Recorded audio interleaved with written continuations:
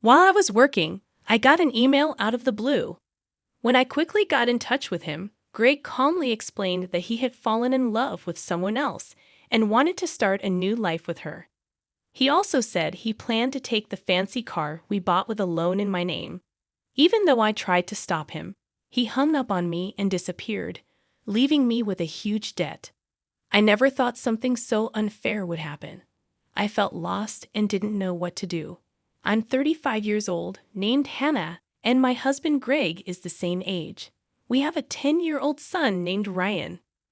Ryan has always been really smart, even when he was young, always reading stuff on the computer and asking for my thoughts on it.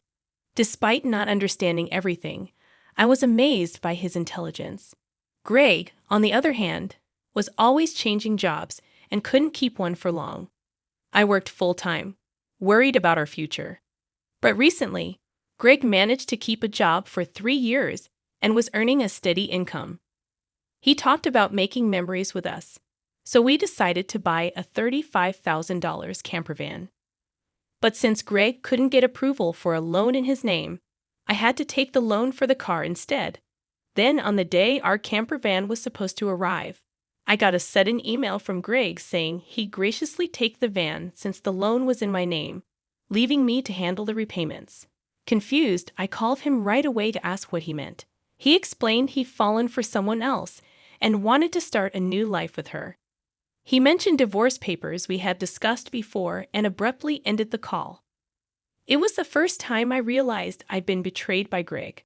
No matter how many times I tried to reach him, there was no response.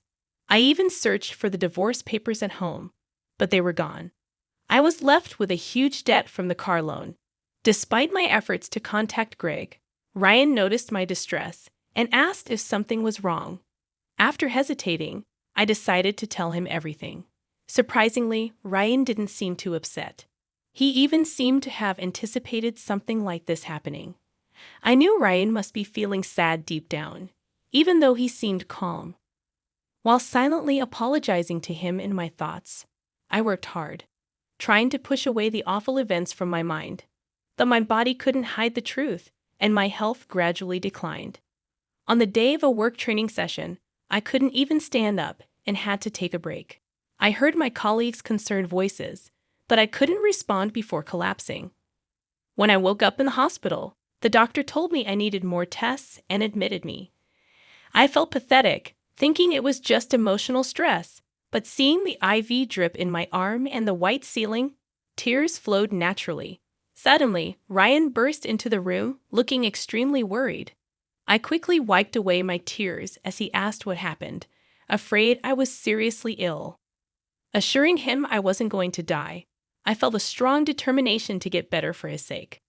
But my condition was worse than I thought, and I was diagnosed with a serious illness. The doctor recommended surgery as soon as possible. Following their advice, I underwent the surgery. When I was discharged a month later, I found a demand letter for the car loan payment in the mailbox. Panic set in as I realized the repayment should have been deducted automatically from my account. Checking my balance, I saw it had plummeted from $20,000 to only $33.90. I was sure Greg was behind this, and I wanted to demand he return the money. Since I can't contact him, I'm unsure what to do. Without the camper van, I can't sell it either. Everything seemed to be getting worse after Greg left, and my spirits sank lower. Seeing me upset by all these misfortunes, Ryan touched my forehead and noticed I looked pale. He asked if I was feeling sick again, though I didn't have a fever. Physically, I was fine, but I explained to him that Greg not only took the car, but also all our saved money. I couldn't work yet due to my health, and now we were left with nothing. Feeling lost, I apologized to Ryan for worrying him, but he encouraged me, saying it wasn't the time to give up. He suggested delivering newspapers and searching the internet for work. His words lifted my spirits, and I resolved to change my mindset and do whatever I could. Surprised by his determination, I asked how we could possibly get the car back from Dad, considering it was in my name. Ryan then suggested an idea that hadn't crossed my mind before. He proposed using his phone to track Greg's whereabouts, mentioning a hike we went on as a family a month ago. I was amazed by his idea and had never imagined such a possibility. With no idea where Greg was, Ryan suggested checking his phone for any clues from our previous family outing. Surprisingly, Ryan, who is usually very reliable, got lost during our hike. Following his suggestion, we bought him a kid's cell phone and installed a GPS app that both Greg and I could access. With this app, I could see where Greg was in real time, and he seemed to be moving around a lot. Concerned that Greg might give vague answers and escape again if we found him, I voiced my worries to Ryan. To my amazement, Ryan smiled and revealed that he had already taken precautions independently while I was in the hospital, achieving something unbelievable. I couldn't believe how smart my child was.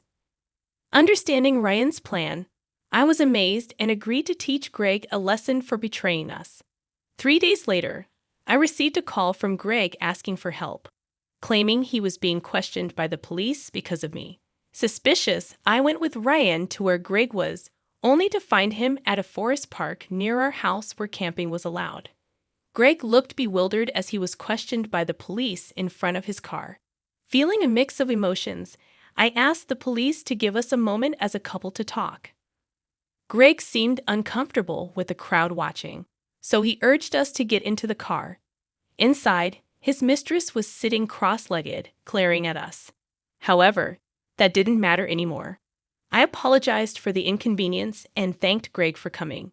The police showed up because I filed a report about the missing camper van.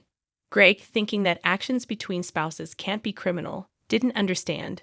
But the police didn't see it that way.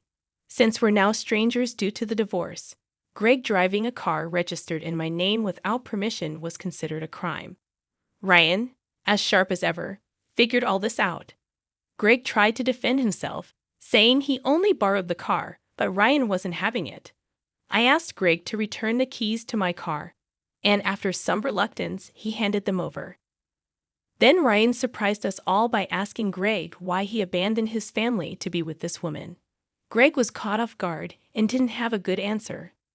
His mistress arrogantly chimed in, claiming she was more attractive than me, and that Greg chose her over his family.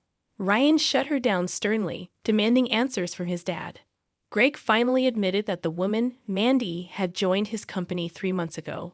They were attracted to each other at the welcome party for new employees, and later it was discovered that Mandy was pregnant. Greg decided to start a new life with her, leaving us behind. As for why he took the camper van, he explained that he quit his job and planned to sell the car for money. However, since it seemed like we were using it quite a bit, he thought it would be a waste to sell it right away, so they decided to go on a trip. I was surprised to learn all this from Ryan. After he got lost, we bought him a kid's cell phone with a GPS app as a precaution. We installed it on Greg's phone too, so I knew where he was all this time. Ryan confessed that he pretended to get lost during our hike because he wanted a cell phone. I was amazed at his strategic thinking and suspected something was off with Greg, so I came up with this plan to monitor his actions. Facing the truth revealed by Ryan, Greg was speechless. It was pitiful to see an adult like him unable to offer any rebuttal. In contrast, seeing Ryan, only 10 years old, but able to think and speak his mind firmly, gave me a sense of strength as a mother. I felt determined not to lose, especially in settling things properly. I demanded that Greg return the $20,000 he withdrew from my account, which we had saved little by little since I was single. Greg argued that he didn't have to return it since it was joint property, but I was appalled to hear that the money had been squandered by him and his mistress. It was the moment I felt relieved about divorcing him. So that's how it is. But if you stole and used the car and my money, that's going to be a serious crime. Just because I sent the police away doesn't mean it's not their business anymore, right? I only said we would talk. I have no intention of withdrawing the complaint. I must add the theft of my money to the report. Mom, should I call the police now? I can do it with just one button on my phone, Ryan asked. Mandy, Greg's mistress, had been watching our conversation but quickly tried to get out of the camper van. Suddenly, she let out a scream that echoed around. Outside the car door, Mandy's parents were standing, their faces red with anger, about to explode in fury. Startled, Mandy stepped back as her parents yelled at her. "I'm sorry, don't be so angry." "But why are you here, Mom and Dad?" Mandy stammered. "I called your parents beforehand," I explained. "What? Why?" Mandy was shocked.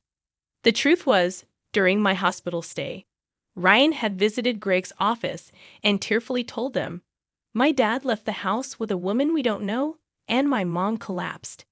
Seeing Ryan's sorrowful state, the people at Greg's office suspected Mandy, who had left the company with Greg, and gave Ryan her parents' address. Greg and Mandy had been overly friendly at the office, and there were photos showing them together at the welcome party for new employees, looking like a couple. After learning from the office people that Greg commuted from his parents' house, I went there with his photo. His parents came out when I visited, and I told them everything that had happened. So today I contacted Mandy's parents and asked them to wait nearby for a while. "How could you do this to me? That's the worst." "I don't want to hear that from you. That's my line," Mandy retorted. "By the way, your stomach seems quite big. When is the baby due?" "In 3 months," Mandy replied. "What? Wait a minute, that doesn't add up with when you met my husband. You two met only 3 months ago, right? What's going on?" Greg questioned, bewildered. "It's not time for the baby to be born yet," I added. Hearing this for the first time, Greg stared at Mandy, eyes wide. "Wait, what does that mean? Are you stupid? Don't you get it? It takes about 9 months from conception to birth, which means the child she's carrying isn't yours." "You're so foolish." "What do you mean, Mandy? Have you been deceiving me?" Greg's voice rose with anger. "I almost got away with it. Can't help it now that I'm caught." "You're so naive. You can't see through lies at all."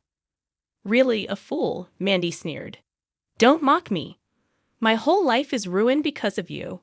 "What were you thinking?" Greg erupted. Greg and Mandy started an ugly argument, but nobody intervened, letting them have it out. Meanwhile, we contacted the police again to explain the situation. As it began to get dark, the forest park was brightly lit by the red lights of the police cars. "No, really, I was wrong. I was truly wrong. I'm sorry. I'll work hard and never cheat again," Mandy finally admitted. "So please, just don't arrest me, Dad. People don't change that easily, especially lazy people like you," Greg pleaded. "Exactly. Ryan's right. I can't trust you at all. Reflect on your actions and pay for your crimes at the police station," I responded firmly. "If I get arrested, I won't be able to pay back the money." "Is that okay with you?" Greg asked.